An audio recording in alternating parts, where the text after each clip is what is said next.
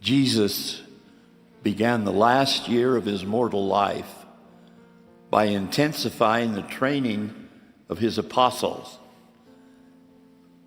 If his message and his church were to survive him, more had to be pressed into the hearts of 12 very ordinary men who had known him for scarcely 24 months.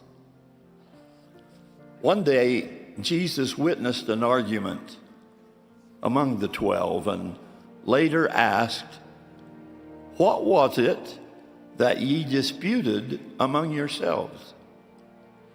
Apparently embarrassed, they held their peace, the record says.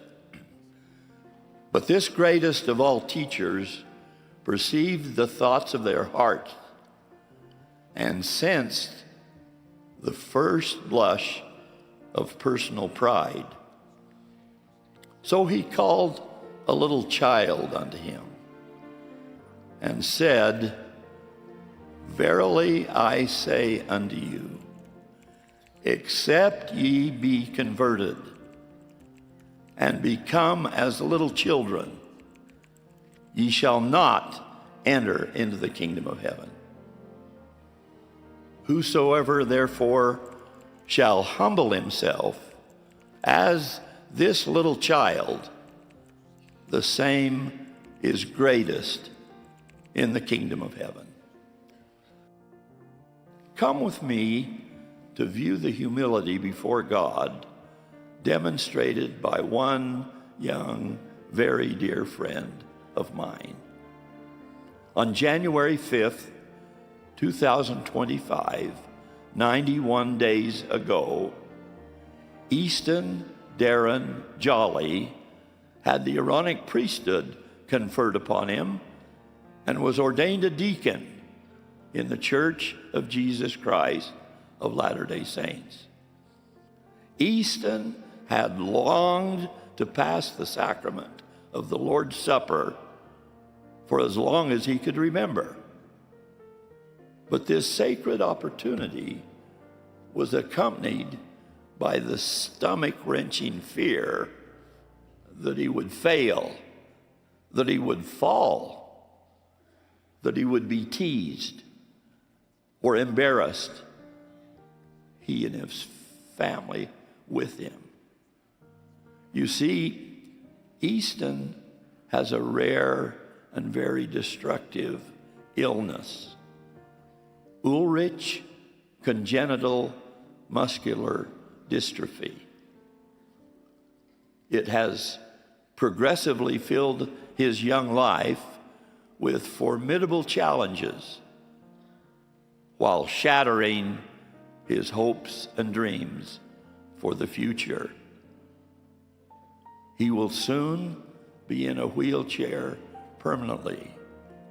His family does not talk about what awaits him after that. The Sunday after his ordination, Easton would pass the sacrament for the first time. And his privately held motivation was that he could present himself and these sacred emblems to his father, who was the bishop of the ward. In anticipating that task, he had begged and pled and wept and begged, extracting a guarantee that no one would try to help him. For many reasons, private to himself, he needed to do this alone and unaided. Well, after the priest had broken the bread and blessed it, an emblem representing the broken body of Christ, Easton, with his broken body, limped up to receive his tray. However, there were 3 sizable steps from the meeting house floor to the elevated stand. So after receiving his tray, he stretched up as high as he could and placed his tray on the surface above the handrail. Then, sitting down on one of the higher steps, with both hands, he pulled his right leg up onto the first step. Then he pulled his left leg up onto the same step. And so on until, arduously, he was at the summit of his personal 3-step Mount Everest.